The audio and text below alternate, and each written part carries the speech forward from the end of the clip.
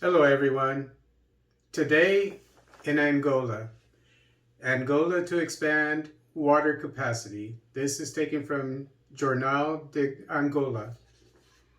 A report by global law firm DLA Pipe released yesterday includes Angola in two groups of countries in the energy transition in Africa, one in which the process takes the form of the expansion of hydroelectric capacity, and the other where investment in new energy projects at oil and gas is encouraged. Quote, Africa Energy Futures Horizon 2030, unquote, analyzes in depth the energy transition in 21 African countries, predicting the challenges and opportunities that arise in the next 5 to 10 years.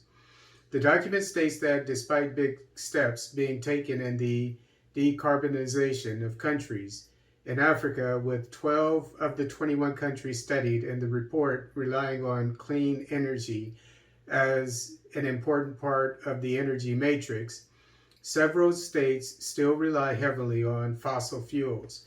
There are also significant differences between countries in the diversity of energy supply and energy systems, which is resulting in inconsistent development across the continent. Despite these differences, the report identifies as a clear theme the fact that governments across Africa are increasing renewable energy capacity as part of a transition agenda and as the most effective way to meet the growing demand that is expected to double by 2040.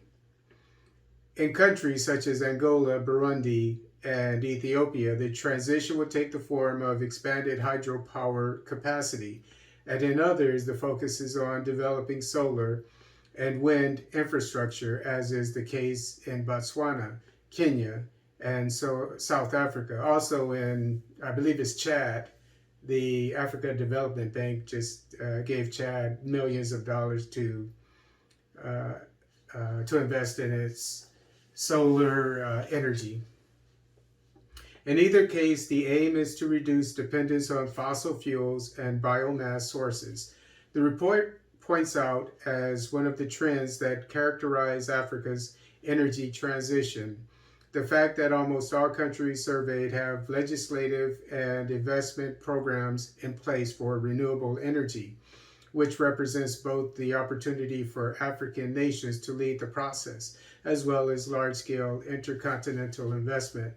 From the perspective of trends, the use of fossil fuels and biomass is expected to continue to represent a large part of the energy matrix for almost all countries in the next 5 to 10 years. But Angola, Nigeria, and Algeria will continue to encourage and guarantee the investment in new oil and gas developments.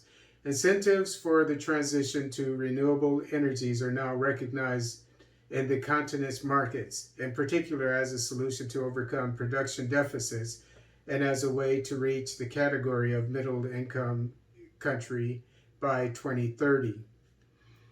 The document points, however, to a challenge to achieve the energy transition implementation is needed, an issue where countries need not only attractive legislative frameworks, but also a real push from governments to encourage investment in clean energy and bankable projects. So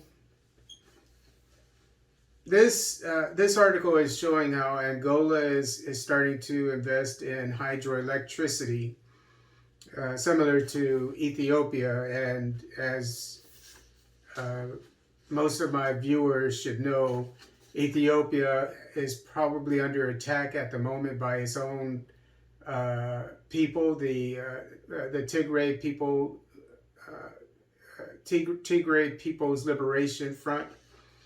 So it's an attack from within, and it's uh, I believe instigated from outside, from the West, and it's because the West doesn't want to see Ethiopia make $2 billion a year from its excess energy, and that's just for starters. I mean, it can develop probably 6 times as much energy as that. So just imagine what the potential is. And then you go to the Democratic Republic of the Congo, and it can produce probably 10 times as much as Ethiopia. So, but the point is, Ethiopia is a good example of what will happen in all of Africa. And Chad, as I said, they just got a millions of dollars from the African Development Bank to invest in solar energy. And because obviously they don't have the water that other parts of Africa, have, but they have the sun, a lot of sunlight. And so, as the article said, this is what's going to help African nations become middle income countries. So, this is very good news.